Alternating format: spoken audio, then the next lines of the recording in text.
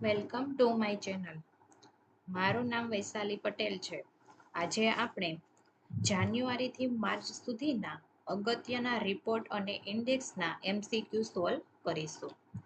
એમાં પહેલો ક્વેશ્ચન છે, 2025માં આંતરરાષ્ટ્રીય સ્થળાંતર કામદારો અહેવાલની કેટલામી આવૃત્તિ પ્રકાશિત કરવામાં આવી છે? એમાં આન્સર આવશે ચોથી. આ આંતરરાષ્ટ્રીય શ્રમ સંગઠન દ્વારા પ્રસિદ્ધ અહેવાલની ચોથી આવૃત્તિ 21 જાન્યુઆરી 2025ના રોજ બહાર પાડવામાં આવી હતી. આ આવૃત્તિમાં 2022 સુધીના તાજા આંકડા અને વૈશ્વિક શ્રમ બજારના વિશ્લેષણો સમાવિષ્ટ છે. પછીનો ક્વેશ્ચન છે, ભારતના સ્તન કેન્સરના કેસોની વૃદ્ધિ દર કેટલું છે? એમાં આન્સર આવશે 5.6%. તાજેતરમાં થયેલ અભ્યાસ પરથી જાણવા મળ્યું કે ભારતમાં સ્તન કેન્સરના કેસો વાર્ષિક 5.6%ના દરે વધી રહ્યા છે.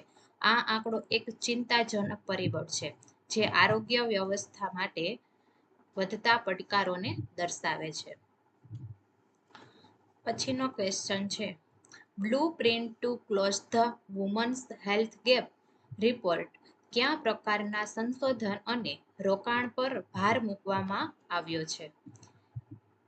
એમાં આન્સર આવશે સ્ત્રી વિશિષ્ટ સ્વાસ્થ્ય સંશોધન. એની સમજૂતી જોઈએ તો આ રિપોર્ટ વર્લ્ડ ઇકોનોમિક ફોરમ્યુમ એ બહાર પાડ્યો છે અને રિપોર્ટમાં સ્ત્રી વિશિષ્ટ સ્વાસ્થ્ય માટે સંશોધન અને રોકાણની જરૂરિયાત પર ખાસ ધ્યાન અપાયું છે. પછીનો ક્વેશ્ચન, NSO કઈ મંત્રાલય હેઠળ કાર્યરત છે? એમાં આન્સર આવશે આંકડા અને કાર્યક્રમ અમલીકરણ મંત્રાલય. સમજૂતીમાં NSO એ MOSPI હેઠળ કાર્ય કરે છે અને તે ભારત માટે આધુનિક અને વૈજ્ઞાનિક પદ્ધતિથી આંકડા એકત્રિત કરે છે. પછીનો ક્વેશ્ચન છે, લીડ્સ 2024 રિપોર્ટ કોણે બહાર પાડ્યો છે? એમાં આન્સર આવશે વાણિજ્ય અને ઉદ્યોગ મંત્રાલય. સમજૂતી જોઈએ તો logistic as across different states 2024 report annually વાણિજ્ય અને ઉદ્યોગ મંત્રાલય દ્વારા પ્રકાશિત થાય છે, જે લોજિસ્ટિક્સ કામગીરીનું મૂલ્યાંકન કરે છે. પછીનો ક્વેશ્ચન, સ્કૂલ એજ્યુકેશન સિસ્ટમ્સનો તુલનાત્મક અભ્યાસ કયા સંસ્થાએ પ્રકાશિત કર્યો? એમાં આન્સર આવશે ભારતીય ઉદ્યોગ સંઘ. સમજૂતીમાં CII આ અભ્યાસ પ્રકાશિત કર્યો છે, જેમાં ભારતના શિક્ષણ ખર્ચ અને નીતિનો વિશ્લેષણ કરવામાં આવ્યો છે. 2018થી 2023 સુધીના અહેવાલમાં દર્શાવવામાં આવ્યું છે કે ભારતનો શિક્ષણ ખર્ચ GDPના 2.7%થી 2.9% વચ્ચે રહ્યો છે.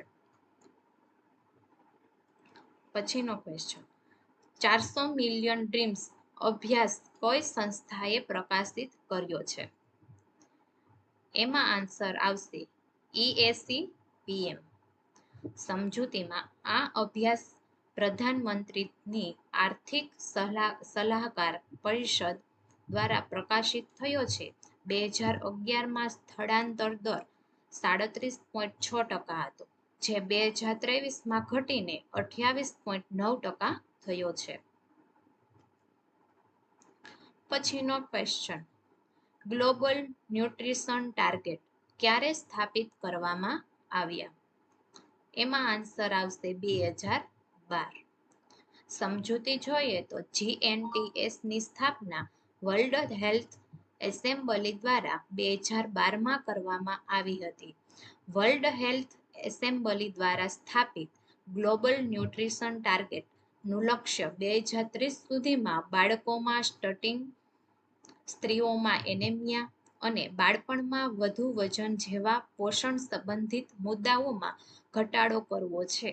2012થી 2021 સુધી 204 દેશોમાં થયેલી પ્રગતિનું મૂલ્યાંકન દર્શાવે છે કે મોટાભાગના દેશો GNTS હાંસલ કરવામાં નિષ્ફળ રહ્યા છે. પછીનો ક્વેશ્ચન છે ફ્યુચર ઓફ જોબ્સ રિપોર્ટ 2025 કોણે પ્રકાશિત કર્યો છે? એમાં આન્સર આવશે વર્લ્ડ ઇકોનોમિક ફોરમ. સમજૂતીમાં આ રિપોર્ટ વર્લ્ડ ઇકોનોમિક ફોરમ દ્વારા પ્રકાશિત થયો છે. રિપોર્ટ મુજબ 2030 સુધીમાં 22% નોકરીઓમાં ટેકનોલોજીના કારણે પરિવર્તન આવશે. પછીનો ક્વેશ્ચન વિશ્વ રોજગાર અને સામાજિક દ્રષ્ટિકોણ અહેવાલ 2025 કઈ સંસ્થા દ્વારા પ્રકાશિત કરવામાં આવ્યો છે? એમાં આન્સર આવશે આંતરરાષ્ટ્રીય શ્રમ સંગઠન. સમજૂતીમાં આ રિપોર્ટ ILO દ્વારા પ્રકાશિત કરવામાં આવ્યો છે. વિશ્વ રોજગાર અને સામાજિક દ્રષ્ટિકોણ અહેવાલ 2025 અનુસાર આંતરરાષ્ટ્રીય શ્રમ સંગઠન એ વૈશ્વિક શ્રમ બજારમાં ચાલી રહેલા સંઘર્ષો અને પડકારોને પ્રકાશિત કર્યો છે. પછીનો ક્વેશ્ચન 2025માં બાળકોના સંકટ પર અહેવાલ કઈ સંસ્થા દ્વારા પ્રકાશિત થયો છે? એમાં જવાબ આવશે યુનિસેફ. સમજૂતીમાં અહેવાલ યુનિસેફ દ્વારા પ્રકાશિત થયો છે.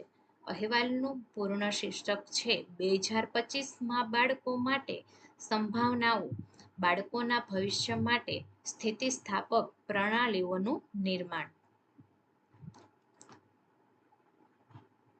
પછીનો ક્વેશ્ચન છે નાણાકીય સ્થિરતા અહેવાલ કોણ પ્રકાશિત કરે છે?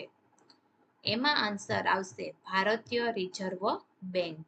સમજૂતી જોઈએ તો FSR એટલે નાણાકીય સ્થિરતા અહેવાલ જે RBI દ્વારા દર 6 મહિને પ્રકાશિત થાય છે, જૂન અને ડિસેમ્બર માસે. આ અહેવાલ નાણાકીય વ્યવસ્થાની સ્થિરતા, જોખમો અને સ્થિતિનું વિશ્લેષણ કરે છે. પછીનો ક્વેશ્ચન ગુડ ગવર્નન્સ ઇન્ડેક્સનું મુખ્ય ઉદ્દેશ્ય શું છે? એમાં આન્સર આવશે રાજ્યોની શાસન કાર્યક્ષમતા માપવી.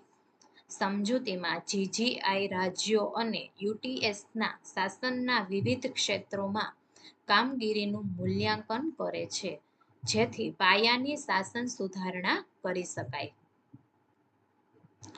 પછીનો ક્વેશ્ચન છે ભારતમાં 5 વર્ષથી ઓછી ઉંમરના બાળકોના મૃત્યુદરમાં કેટલો ઘટાડો નોંધાયો છે?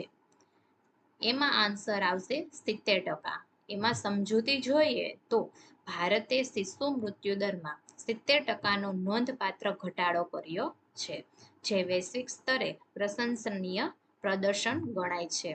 બાળ મૃત્યુદરમાં સ્તર અને વલણો રિપોર્ટ 2025માં United Nations inter agency group for child mortality estimation દ્વારા બહાર પાડવામાં આવ્યો.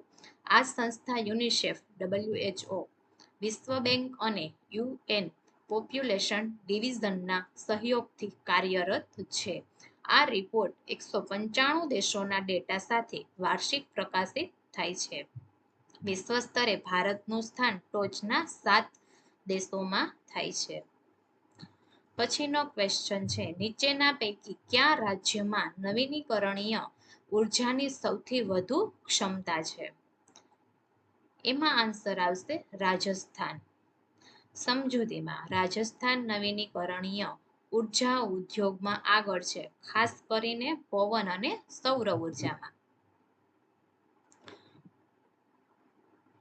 પછીનો ક્વેશ્ચન છે શિક્ષણ અને પોષણ સારી રીતે ખાવું શીખો એ અહેવાલ કયા સંસ્થાએ પ્રકાશિત કર્યો હતો?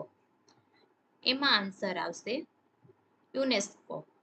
સમજૂતીમાં આ અહેવાલ યુનેસ્કો દ્વારા પ્રકાશિત કરવામાં આવ્યો હતો, જેમાં શાળાના ભોજનની પોષક ગુણવત્તા સુધારવા માટે વિશ્વભરની સરકારોને અનુરોધ કરવામાં આવ્યો છે. IEAના ગ્લોબલ એનર્જી રિવ્યુ 2025 અનુસાર 2024માં ઉર્જા માંગમાં કેટલા ટકાનો વધારો થયો હતો? એમાં આન્સર આવશે 20%.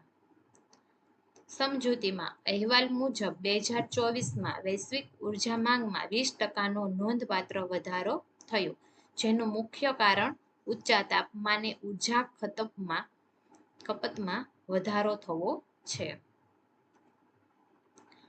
પછીનો ક્વેશ્ચન છે, ભારત વર્લ્ડ હેપીનેસ રિપોર્ટ 2025માં કેટલામા સ્થાન પર છે?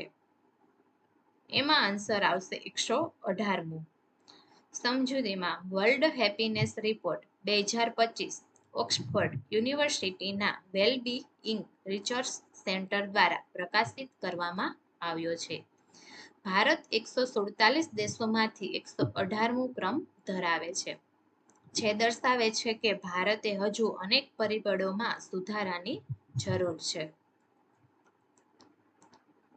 પછીનો ક્વેશ્ચન છે, ફ્યુચર ઓફ ફ્રી સ્પીચ સર્વેમાં ભારતનો રેન્ક શું હતો? એમાં આન્સર આવશે 24. સમજૂતીમાં સર્વે અનુસાર ભારત 33 દેશોમાં 24મા ક્રમે રહ્યું, જે સરકારી ટીકા માટે નબળા ટેકો તરફ ઇશારો કરે છે. પછીનો ક્વેશ્ચન છે, હાઉસિંગ ફાઇનાન્સ કંપનીઓનું નિયમન કોણ કરે છે? એમાં આન્સર આવશે આરબીઆઈ. સમજૂતીમાં એનએચબી એચએફસીએસનું નિરીક્ષણ કરે છે, જ્યારે તેમનું નિયમન ભારતીય રિઝર્વ બેંક દ્વારા કરવામાં આવે છે. પછીનો ક્વેશ્ચન છે, 2025ના ગ્લાસ સીલિંગ ઇન્ડેક્સમાં કયો દેશ પ્રથમ ક્રમ પર રહ્યો? એમાં આન્સર આવશે સ્વીડન. સમજૂતીમાં સ્વીડને આઇસલેન્ડને પાછળ રાખીને 2025માં ટોચનું સ્થાન મેળવ્યું છે. આ ઇન્ડેક્સ ધ ઇકોનોમિસ્ટ દ્વારા આંતરરાષ્ટ્રીય મહિલા દિવસે પ્રકાશિત થાય છે. પછીનો ક્વેશ્ચન, ન્યૂનતમ આહાર વિવિધતા સૂચક કોઈ સંસ્થા દ્વારા વિકસાવવામાં આવ્યો છે? એમાં આન્સર આવશે સંયુક્ત રાષ્ટ્ર આંકડાકીય આયોગ. એમાં સમજૂતીમાં એમડીડી સૂચક 2025માં સંયુક્ત રાષ્ટ્રના આંકડાકીય આયોગ દ્વારા એસડીજી 2ને ટ્રેક કરવા માટે અપનાવવામાં આવ્યો હતો. એસડીજી 2નો ઉદ્દેશ 2030 સુધીમાં દુનિયામાંથી ભૂખમરો દૂર કરવો છે. પછીનો ક્વેશ્ચન, ભારતમાં ડેટા સેટ્સ અને રજિસ્ટ્રીઝનો સંગ્રહ 2024 કઈ સંસ્થાએ પ્રકાશિત કર્યો છે? એમાં આન્સર આવશે આંકડા અને કાર્યક્રમ અમલીકરણ મંત્રાલય. સમજૂતીમાં આ સંકલન આંકડા અને કાર્યક્રમ અમલીકરણ મંત્રાલય દ્વારા જારી કરવામાં આવ્યું છે. પછીનો ક્વેશ્ચન, એશિયા અને પેસિફિક એસડીજી પ્રગતિ અહેવાલ 2025 કોણે પ્રકાશિત કર્યો છે? એમાં આન્સર આવશે એસ્કેપ. સમજૂતીમાં આ અહેવાલ UN escape economic and social communication and Asia and the Pacific દ્વારા પ્રકાશિત થયો છે. પછીનો ક્વેશ્ચન, 2024ના ભ્રષ્ટાચાર ધારણા સૂચકાંક અનુસાર ભારત કયા ક્રમે હતું? એમાં આન્સર આવશે 96. સમજૂતીમાં 2024માં ભારત 180 દેશોમાંથી 96મા ક્રમે હતું, જ્યારે 2023માં તે 93મા ક્રમે હતું. પછીનો ક્વેશ્ચન, ભારત વૈશ્વિક સ્તરે ઓટોમોબાઈલ ઉત્પાદનમાં કયા ક્રમે છે? એમાં આન્સર આવશે ચોથો. સમજૂતીમાં અહેવાલ મુજબ ભારત વિશ્વનો સૌથી મોટો ઓટોમોબાઈલ ઉત્પાદક છે. પછીનો question, state of social protection 2025 અહેવાલ કઈ સંસ્થા દ્વારા પ્રકાશિત થયો છે? એમાં આન્સર આવશે વિશ્વ બેંક. સમજૂતીમાં આ અહેવાલ વિશ્વ બેંક દ્વારા જાહેર કરવામાં આવ્યો છે, જે વૈશ્વિક સ્તરે સામાજિક સુરક્ષા સંબંધી હાલની સ્થિતિનું વિશ્લેષણ કરે છે.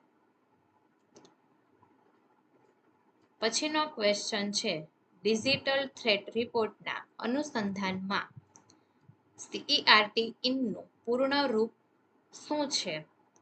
એમાં આન્સર આવશે computer emergency response team India. સમજૂતીમાં CERT-IN એ ભારત માટેના સાયબર ઇન્ડેસ્ટ માટેની અધિકૃત સંસ્થા છે. ડિજિટલ થ્રેટ રિપોર્ટ 2024 એ ભારતના BFSI ક્ષેત્ર માટે ખાસ કરીને તૈયાર કરાયેલ એક મહત્વપૂર્ણ દસ્તાવેજ છે. તેને ઇલેક્ટ્રોનિક્સ અને માહિતી ટેકનોલોજી મંત્રાલયે તૈયાર કર્યો છે. થેન્ક યુ વિદ્યાર્થી મિત્રો. જો તમને મારો વિડીયો પસંદ આવે તો લાઈક કરો, શેર કરો અને સબસ્ક્રાઈબ કરવાનું ભૂલતા નહીં.